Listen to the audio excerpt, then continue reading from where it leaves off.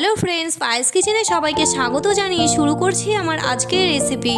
আজকে আমি তোমাদের সাথে বাঙালিদের ট্র্যাডিশনাল নিরামিষ রেসিপি ছানার ডাল কোপ্তার ঝোল শেয়ার করছি। এই রেসিপিটি কিন্তু গরম ভাতের সাথে খেতে দুর্দান্ত লাগে। তো চলো বন্ধুরা, দেরি না করে রেসিপিটি এবার তোমাদের সাথে শেয়ার করি। প্রথমেই 200 গ্রাম ছোলার ডাল গরম জল দিয়ে 40 মিনিটের জন্য ভিজিয়ে রাখছি। তোমরা যদি ঠান্ডা জলে ভেজাও তাহলে কিন্তু মিনিমাম 3 ঘন্টা ভিজিয়ে রাখতে হবে। 40 মিনিট পর ডালটিকে পরিষ্কার করে ধুয়ে মিক্সিতে পেস্ট করে স্বাদ মতো নুন দিয়ে ভালো করে মেখে নিচ্ছি।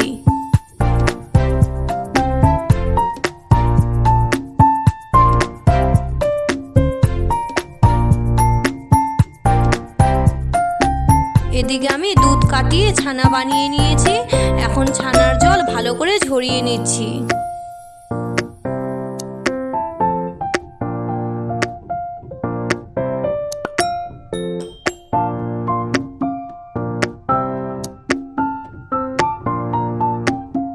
ছানার জল ঝরানো আমার হয়ে গেছে। এখন 1 চামচ ময়দা, স্বাদ মতো নুন আর মিষ্টির জন্য অল্প একটু চিনির গুঁড়ো দিয়ে ছানাটিকে ভালো করে সফট করে মেখে নিচ্ছি। এখানে ময়দা দিচ্ছি তার কারণ কোপ্তার বাইন্ডিং ভালো আসবে আর কোপ্তাগুলি গরম তেলে ভাজার সময় তাহলে আর ভেঙে যাবে না। এখন অল্প একটু করে ছানা নিয়ে তার ভেতরে একটা করে কাজু ও কিশমিশ দিয়ে বলাকারে গড়ে একটু চ্যাপ্টা শেপ দিয়ে নিচ্ছি। তোমরা কোপ্তার শেপ তোমাদের পছন্দ মতো দিতে পারো।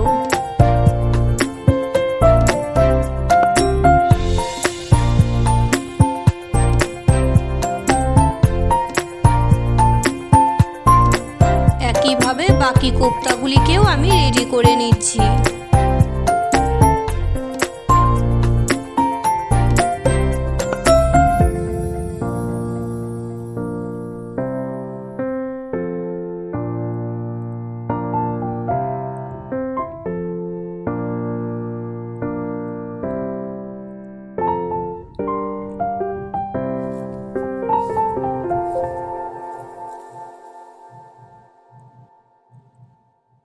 সব কোপ্তাগুলি আমি তৈরি করে নিয়েছি। আর এবার আমি কিছুটা ভেজিটেবলস কেটে নিয়েছি। এখানে আলু ও টমেটো কেটে নিয়েছি আর নিয়েছি কিছুটা কড়াইশুঁটি। কড়াইশুঁটি এখানে কিন্তু অপশনাল, তোমরা চাইলে দিতেও পারো আবার নাও দিতে পারো। এবার কড়াইয়ে কিছুটা তেল গরম করে ছানার কোপ্তাগুলির গায়ে ভালো করে ডালের পেস্ট লাগিয়ে গরম তেলে ভেজে নিচ্ছি।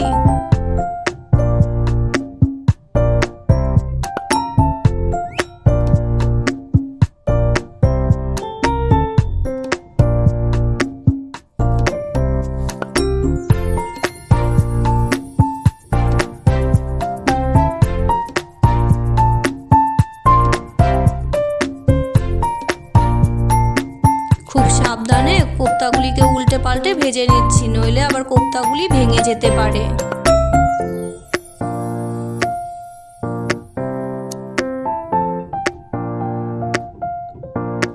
কোপ্তাগুলি আমার ভেজে নেওয়া হয়ে গেছে।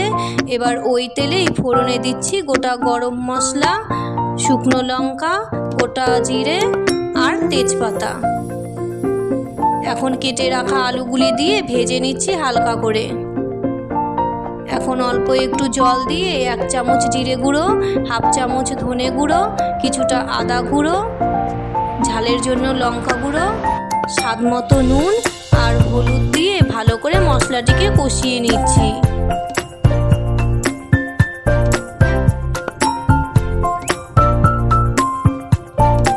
অল্প একটু চিনি দিয়ে দিলাম মিষ্টির জন্য। এখন স্লাইস করে কেটে রাখা টমেটো আর মটরশুঁটি দিয়ে দিলাম। কালারের জন্য অল্প একটু কাশ্মীরি লঙ্কা গুঁড়ো দিচ্ছি।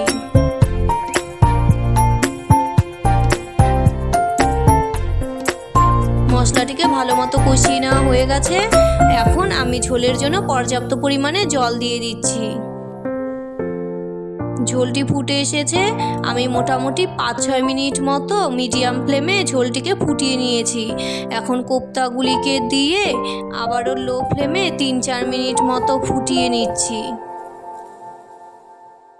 নামানোর আগে অল্প একটু ঘি, গরম মশলা আর ধনেপাতা কুচি দিয়ে দিচ্ছি।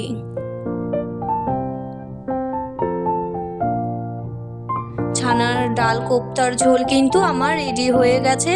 তো বন্ধুরা, আমার আজকের এই রেসিপি কেমন লাগলো অবশ্যই কমেন্টে জানিও। ভালো লাগলে লাইক আর বেশি বেশি করে শেয়ার করো। দেখা হচ্ছে নতুন রেসিপি নিয়ে। ততক্ষণ পর্যন্ত সবাই সুস্থ থেকো ও ভালো থেকো। আসছি, টাটা।